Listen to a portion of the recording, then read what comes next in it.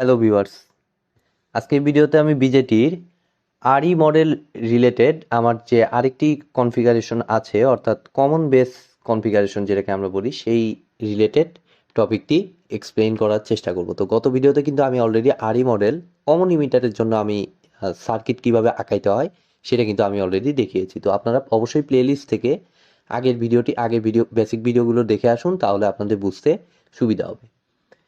তো দেখুন, আজকে আমি বেসিক্যালি আঁকাবো কি কমন বেস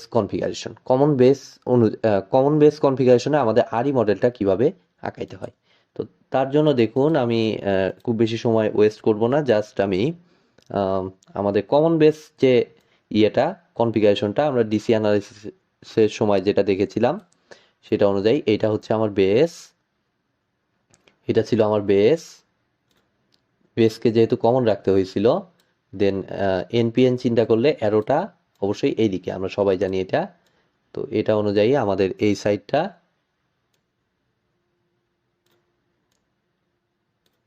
এইরকম, এবং এইটা হচ্ছে আমার কালেক্টর, তাই না? সরি,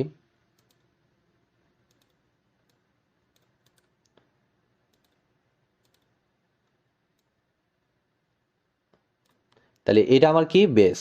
আমি একটু মার্কিং করে নিব, তা না হলে আমাদের অ্যানালাইসিস করা কঠিন হয়ে যাবে। বেস, এটা আমাদের ইমিটার, এবং এটা হচ্ছে আমার কালেক্টর। তো এরপরে আমাদের কি কোন জিনিসটা ইম্পর্টেন্ট মার্কিং করা, সেটা হচ্ছে আমাদের ভিবিই এবং ভিসিবি। এইখানে ভিসিবিটা আউটপুট হিসেবে কাজ করবে এবং এটা ইনপুট। তাহলে ভিবিই মানে হচ্ছে বি থেকে ই এর দিকে, দ্যাট মিনস এটা হবে প্লাস, এটা হবে মাইনাস। এই ডিরেকশনটা একটু খেয়াল রাখবেন। তাহলে এটা হচ্ছে প্লাস আর এটা মাইনাস। তাহলে ভিবিই, আর এটা হচ্ছে ভিসিবি। এটা ভিসিবি, সি অলওয়েজ প্লাস হয় এনপিএন এর জন্য, সো ভিসিবি। একদম আগে আমি যা করেছিলাম এই সেম জিনিসগুলো আমি এখন আরই মডেলে কিভাবে অ্যাপ্লাই করব সেটাই আমি দেখানোর চেষ্টা করছি। ঠিক আছে, তাহলে আমাদের এই কারেন্টটা হচ্ছে আইসি, প্লাস থেকে মাইনাসের দিকে আইসি কারেন্ট এই দিক থেকে আসতেছে,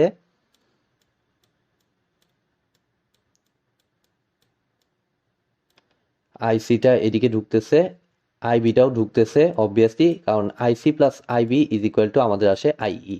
সেটাকে ফিল আপ করতে অটোমেটিক কারেন্ট ডিরেকশনগুলো আমরা পেয়ে যাব। আইবি এবং আইইটা আমাদের এদিক এদিক দিয়ে, তাই না? এগুলো তো আমরা আগেও দেখেছি। এই সেম সিস্টেমে এখন আমরা আরই মডেল এটাতে অ্যাপ্লাই করব।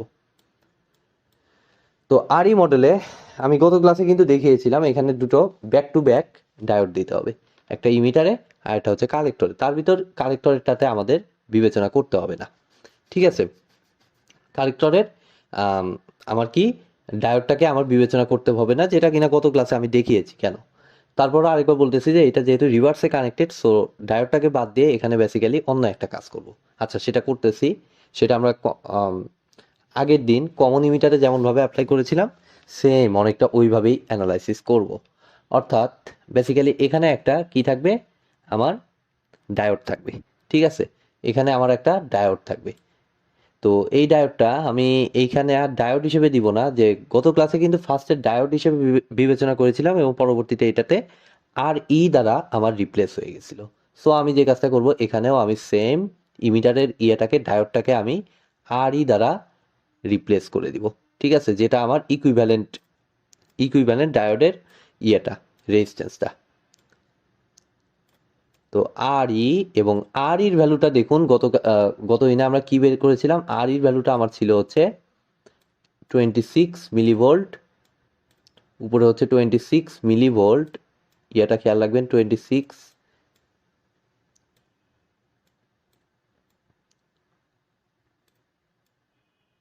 Millivolt divided by আইই।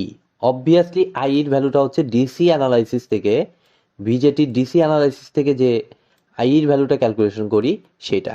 অবশ্যই সামনে আমি যখন প্রবলেম করাবো এটা আরও বেশি ক্লিয়ার হয়ে যাবেন। এখন জাস্ট থিওরিগুলো একটু দেখে যান। আমার কিন্তু এইটা কিন্তু লজিক্যালি আমি প্রুভ করে দেখিয়েছিলাম কিভাবে আইই আসে, আর আসে, গত ক্লাসেই আপনারা পাবেন, ঠিক আছে? জাস্ট এইচএসসি ডিফারেন্সিয়েশন অ্যাপ্লাই করে এই ফর্মুলাটা আমাদের আনা। তাহলে R is equal to 26 millivolt by IE, বুঝলাম? তাহলে আমি এইটুকু পার্ট আমার হয়ে গেল। তাহলে এইটা হচ্ছে আমরা কি দেখতে পাচ্ছি, মাইনাস প্লাস ভিবি, তাই না? খুব ইজি।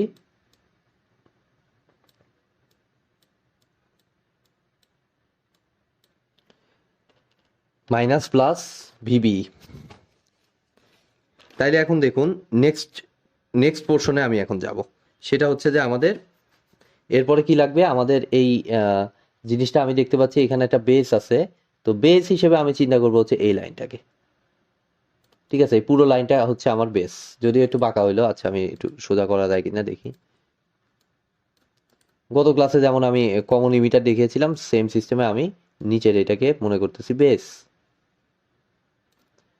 তাইলে নিচের এটা হচ্ছে টোটালি হচ্ছে আমার একটা বেস। তাইলে দেখুন এই যে বেস থেকে আমার ঢুকলো, ঢুকে এটা রাস্তা, আমার দুটো রাস্তা আছে। তো বেস থেকে আমার একটা রাস্তা হচ্ছে এই ইমিটারের দিকে, এই দেখুন ইমিটারের দিকে, বেস টু ইমিটার। এই যে বেস, এইটা হচ্ছে আমার কি ইমিটার, তাই না? বেস থেকে এটা হচ্ছে ইমিটারের রাস্তা, তাহলে এই ভোল্টেজটা হচ্ছে আমার ভিবিই ক্লিয়ারলি। তাহলে দেখুন এইখানকার তাহলে কারেন্টটা আমার আসতেছে আইই কারেন্ট। তাহলে খেয়াল করে দেখুন, আগের দিন কিন্তু আমি এইটাকে সেপারেটভাবে আইবি দ্বারা রিপ্লেস করে, যাই হোক মডিফিকেশন করেছিলাম, আপনারা আগে ভিডিও দেখলেই বুঝতে পারবেন। তো এইখানে কিন্তু সেই চেঞ্জটা এখানে করা লাগছে না।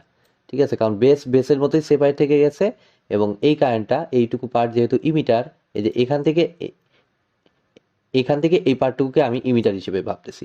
তাহলে আমার এই পয়েন্ট থেকে আমাদের এটা আইই।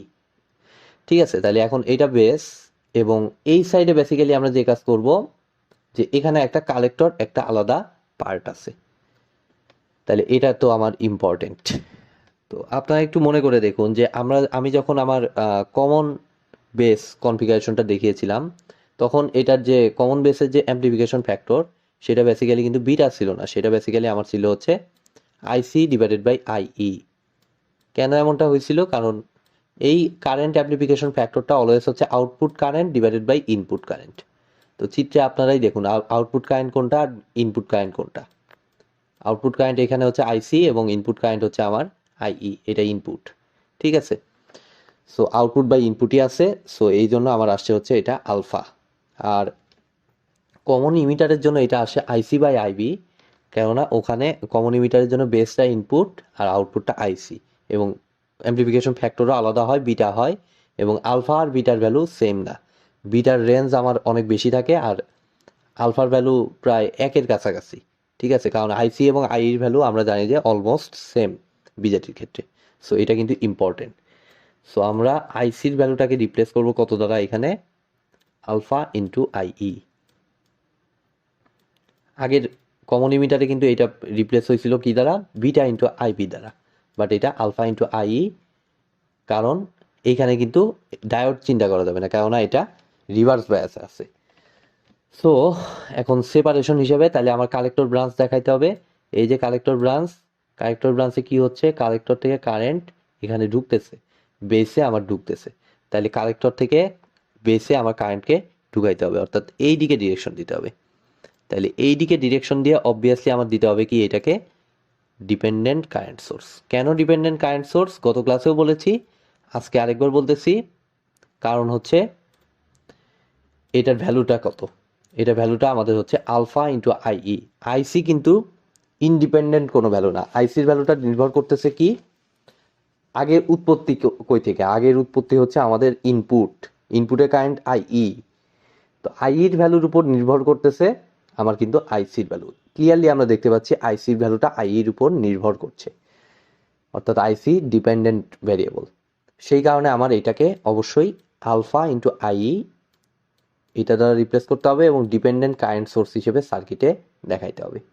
দেখুন এখন জাস্ট এখান থেকে আমি বলেছিলাম গত ক্লাসে যে আমাদের আউটপুটে কিন্তু আমাদের একটা রেজিস্টর এখানে অ্যাজিউম করতে হবে। আর যদি ম্যাথ করার সময়, প্রবলেম সলভ করার সময় আরোর কোনো ভ্যালু না দেয়, তাহলে বুঝতে হবে যে আরোকে আমার নেগলেক্ট করা যাবে, অর্থাৎ এটাকে ওপেন সার্কিট চিন্তা করে অ্যানালাইসিস করতে হবে। তাহলে দেখুন আর কি কোনো কিছু বাকি থাকলো? এখন হ্যাঁ, একটা জিনিস বাকি থাকলো, এটা কালেক্টর, এটা ইমিটার, এটা বেস, আর কি? কালেক্টর, ইমিটার, বেস, আর হচ্ছে আমার এটাকে ভিসিবিটা প্লাস মাইনাস, দ্যাট মিনস এখানে প্লাস মাইনাস ভিসিবি।